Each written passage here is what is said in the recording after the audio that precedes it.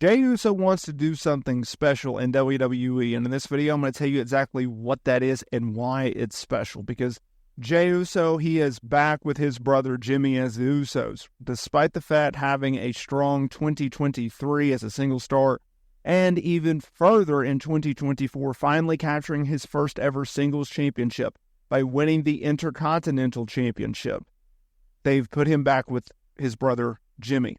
I got no problem with that right now, and I'll tell you why. Because they have finally decided Jey is going to be the single star that we all wanted. The guy that we've all pushed for. The one that we have all desired to see standing on his own.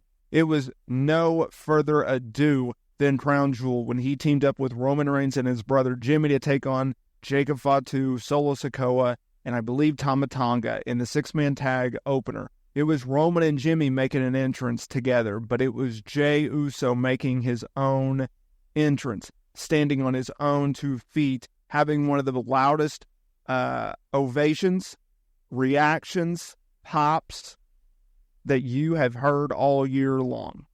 And despite the fact that I agree with Rikishi of them ending his singles run way too early, and despite the fact that you could have simply just had Jey retain the IC title over Braun Breaker and still get him paired into this bloodline storyline, they opted not to.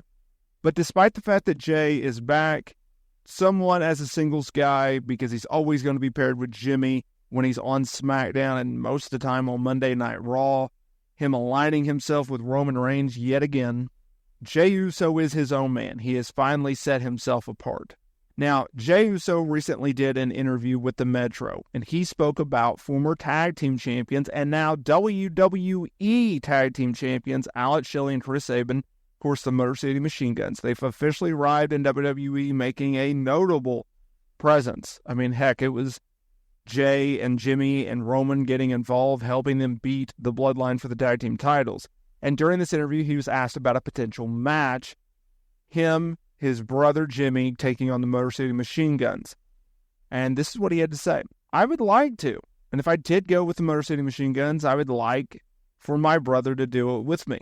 I would like to do it with Jimmy because I feel like Jimmy, Sammy's too easy. But I feel with Jimmy, man, we are the best tag team in the world. We've done everything.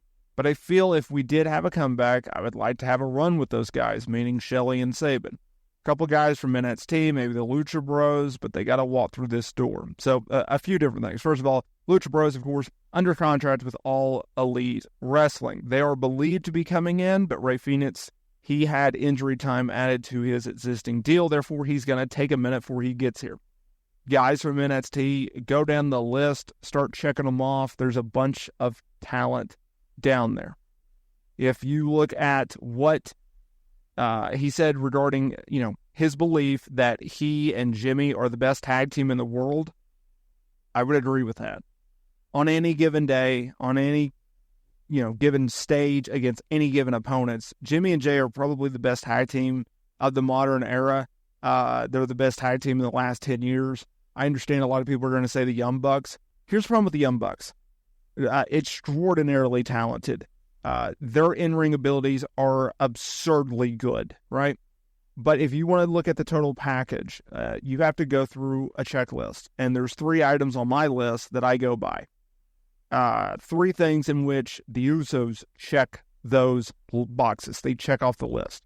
Can you work in the ring? Yes. Both Jimmy and Jey and both the Young Bucks, they can work in the ring, obviously. Can you cut a promo? I don't think the Young Bucks are very good at promos. I'm not, right? I think the Usos are extremely talented at promos. And are you over? Are you over? In my opinion, the Young Bucks haven't been over in years, right? Whether it's heels, whether it's baby faces, whether it's executives, whatever kind of gimmicks, the Young Bucks just simply aren't over. They're not. And that sucks because they're consistently pushed as top acts because they're EVPs and they're highly paid and they can put on great matches on pay-per-view events. The only problem is they're not over, so they don't draw.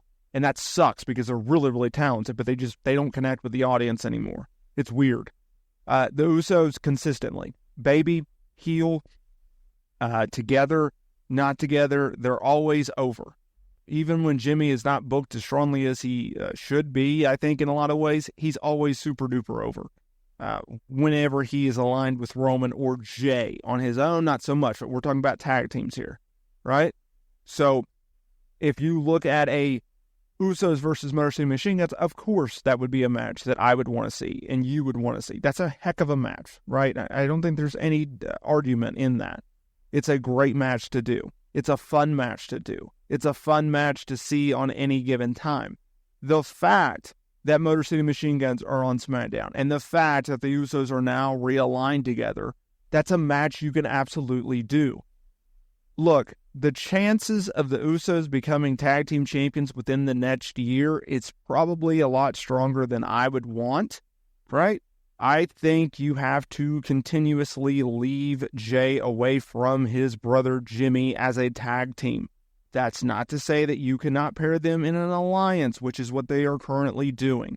When Roman needs help, they can call on the Usos. When Sami needs help, they can call on the Usos and Roman. It's an alliance, but they don't have to consistently, Jimmy and Jey, not be used as single stars and only be as tag teams, right? We don't have the pleasure of having a brand split anymore that actually means anything, considering that just because Jimmy is on SmackDown and Jey is on Raw, they can intercross on the brands, right? So you can't necessarily say, well, Jey will stay as a single star because he's on Monday Night Raw while Jimmy is on SmackDown, so he'll stay over there. Clearly, that's not the case, right? Jimmy's appeared on Raw, Jey's appeared on SmackDown, vice versa. And so they're probably going to book them in a tag team. And that kind of sucks because it's like, as I've talked about this in the past, been there, done that, sold that, let's move on kind of thing. You can align them, you don't have to put them in a tag team. Jey is super duper over. I saw a stat where he outsold everyone, including Cody Rhodes and Roman Reigns, in the month of October, according to WrestleVotes, in merch. The guy's over. He's super duper over. And the fact that they had him drop the IC title was a shame. The fact that they've insistently and consistently, say that 3 times fast, put him with Jimmy as a tag team, it makes me roll my eyes. But that's what they want to do, and that's how they're going to go about it. And we'll see where it goes, whether it's a good or a bad thing. But the Usos against the Lucha Bros, the Usos versus Motor City Machine Guns, the Usos versus the Tongas. There's so many dream matches in which WWE can do right now involving these teams that it's like, yep, sign me up. I'm down for that. I want to see that type of situations, types of booking. And we'll see how far they go with Jimmy and Jey as a tag team. I hope it's not for a long-term period just because we've seen it so many times. It gets repetitive, y'all.